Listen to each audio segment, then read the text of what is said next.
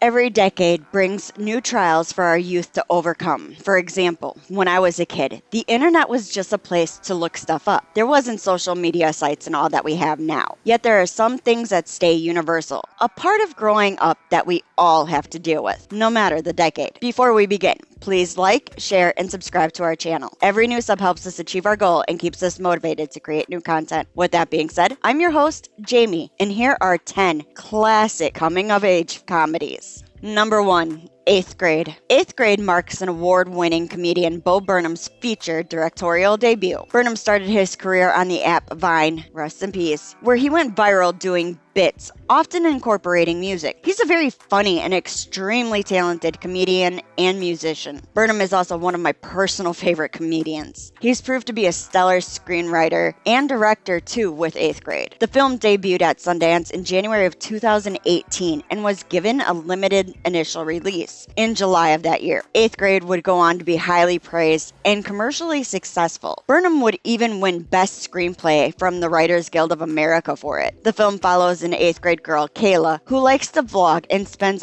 most of her time on social media. Although she's an introvert, she's also suffering from an undiagnosed anxiety disorder. She finds herself crushing on a boy, who's a real dipshit, by the way, from school while also trying to get out of her comfort zone. 8th Grade does a great job of conveying the social awkwardness, the cringe, and overall angst in the middle school years. Elsie Fisher, who portrays Kayla, gives a poignant and raw performance that earned her a Golden Globe nomination. You can revisit 8th Grade on Prime, Google Play, and Fandango, or you can check it out for the first time. Number 2, American Pie. American Pie is a teen sex comedy and an iconic one at that for millennials. It was released in '99, where it was received warmly by critics and became a sleeper hit, grossing a tasty $235 million globally against an $11 million budget. The film follows a group of high school boys who make a pact to get laid by prom. Aside from a bit dated premise now, what strikes a chord with the viewers is the relatability of the characters combined with the well-executed motifs about growing up. These elements resonate across generations and even ground not just the first film, but all its mainline sequels. The American Pie series in general uses farce and raunchiness to convey all the ups and downs and uncomfortableness of growing up and experiencing life. The amount of heart in the American Pie series also makes it a delicious film experience that is a cut above the rest. American Pie was the coming-of-age film for Gen X and was a breakout film for many of its wonderful ensemble. This includes Sean William Scott, Jason Biggs, Shannon Elizabeth, and Natasha Lyonne. So grab a slice of American Pie on Google Play, Fandango, and Prime. Number 3, Superbad. 2007 was arguably the height of brilliant writer, director, producer Judd Apatow's career. The acclaimed Knocked Up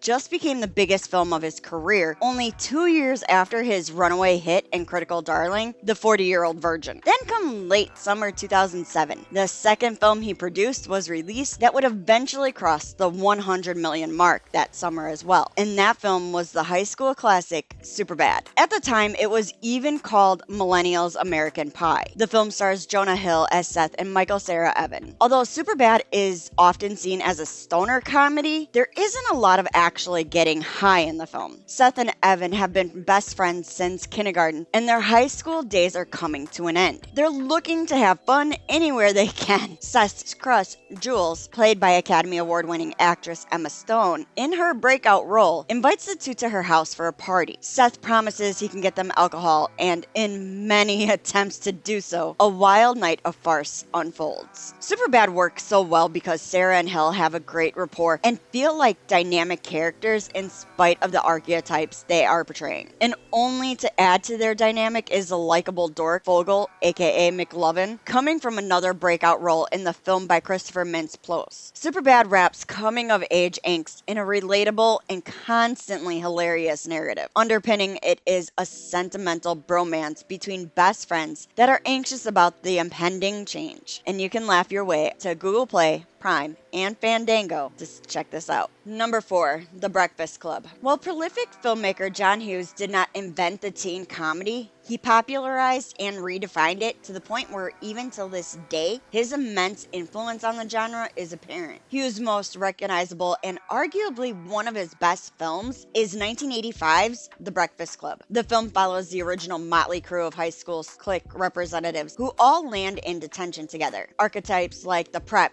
the jock, the weirdo, the delinquent, and the nerd. They're all played respectively by Hugh's Golden Girl, Molly Ringwald, as well as Emilio Estevez, Ali Sheedy, Judd Nelson, and Anthony Michael Hall. While personalities certainly clash, the characters reveal their insecurities and strength through organic and intelligent storytelling. The characters learn that they have more in common than not. The Breakfast Club is an age-old tale of not judging books by their cover. Despite each character being a stereotype to some extent, they are still dynamic characters. It's not just John Hughes' sublime writing, but the ensemble's chemistry and performances elevate them to bring fully realized people. By the end of the film, the audience will feel like a kind of bittersweet catharsis with rock band The Scottish Minds' Don't You Forget About Me, enhancing the sentiments. You genuinely hope that the group is friends after all is said and done, and you can stream the 80s coming of age classic on Netflix, Prime, Google Play, and Fandango. Number 5, Pretty in Pink.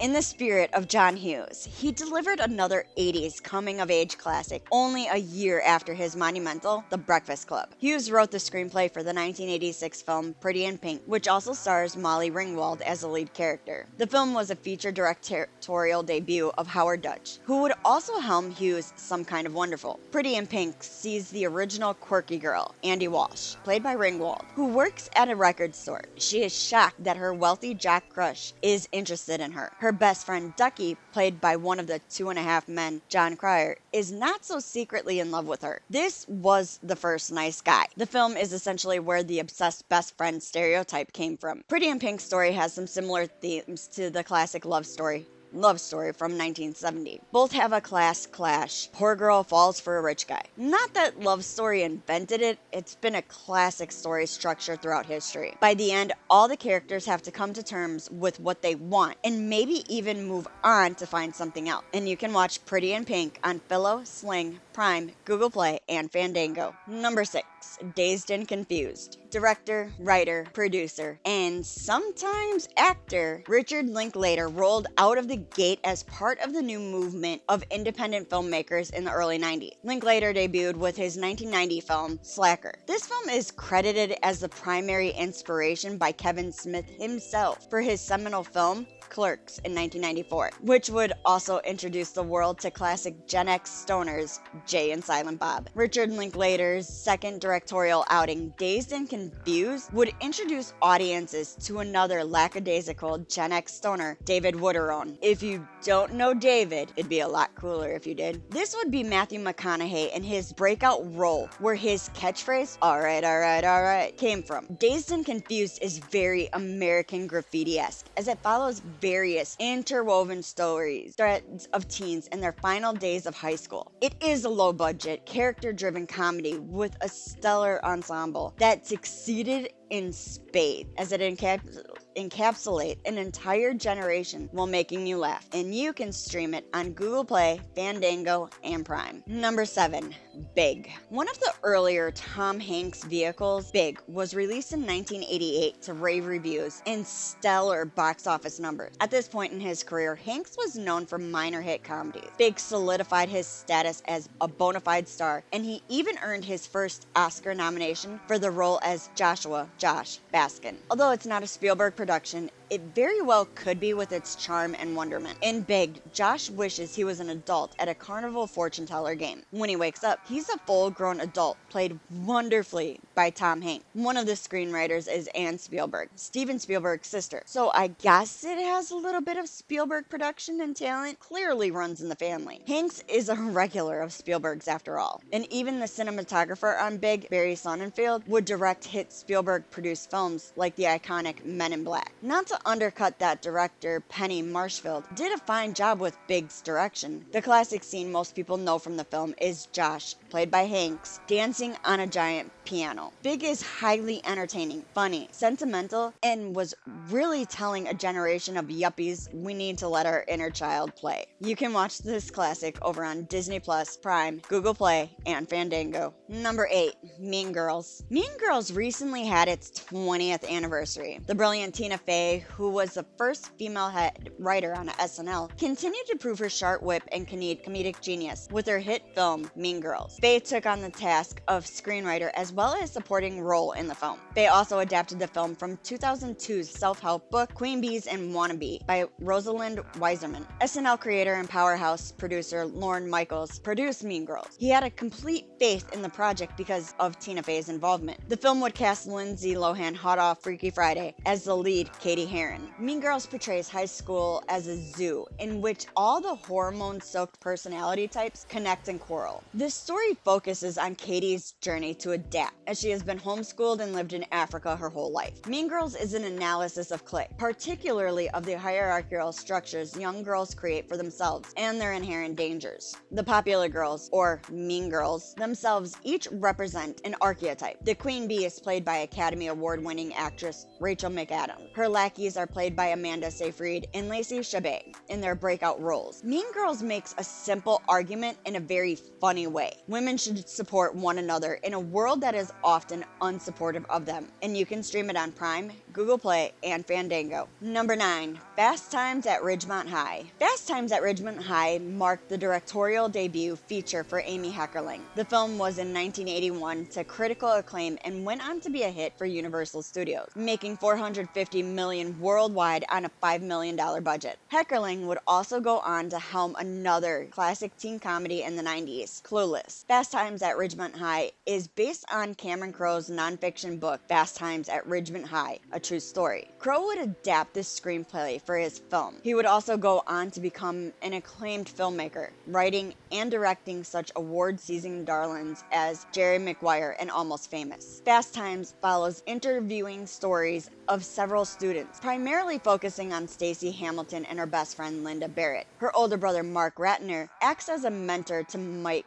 Damien. Ratner is played by Judge Reinhold. Stacey is played by Jennifer Jason Leigh, who would receive both BAFTA and Academy Award nominations for her performance in Quentin Tarantino's The Hateful Eight. Both Linda and Mark have more experience and guide their friends through relationships and sex. Although they may have their experiences, they are too naive in their own way. Stacey has the most powerful arc as she ultimately learns that sex wasn't as important as she initially thought and wants love, despite its name. Fast Times is a thoughtful coming-of-age comedy, and you can watch it on Google Play, Fandango, and Prime. Number 10, Lady Bird. Lady Bird marks acclaimed filmmaker Greta Gerwig's first Best Picture and Best Director nomination. Gerwig sadly is only one of a handful of women who have received the nomination in an industry that has historically either undermined women's roles in it or shut them out entirely. Lady Bird was also a huge hit for premier independent studio A24, as it became their biggest film of all time with $78 million globally. As of now, it's their fourth biggest film of all time. Lady Bird follows a teenager, Christine, who calls herself Lady Bird, her own proclamation of her individuality. Christine is played by the incredibly talented 4 times Academy Award nominated Irish actress Saoirse Ronan. Christine's family is poor, but she attends a private Catholic high school, which she feels is uncultured and also contributes to her feeling isolated by class differences. Christine has a contentious relationship with her mother, Marion, and Marion is played by Laurie Metcalf, who most of you may know as the beloved Aunt Jackie from Roseanne, or perhaps more recently, Sheldon's scene-stealing mother on The Big Bang Theory. Metcalf would earn a BAFTA and Academy Award nominations for her role in Lady Bird. Now, the story isn't special in itself, but the humor is organic, and the characters are fully realized and dynamic thanks to Gerwig's fantastic script and the performances, particularly Ronan's and Metcalf's, are mint. Lady Bird is funny, sentimental, and heart-wrenching tale about finding identity and strengthening familial bonds. And you can stream it on Max, Sling, Prime, Google Play, and Fandango.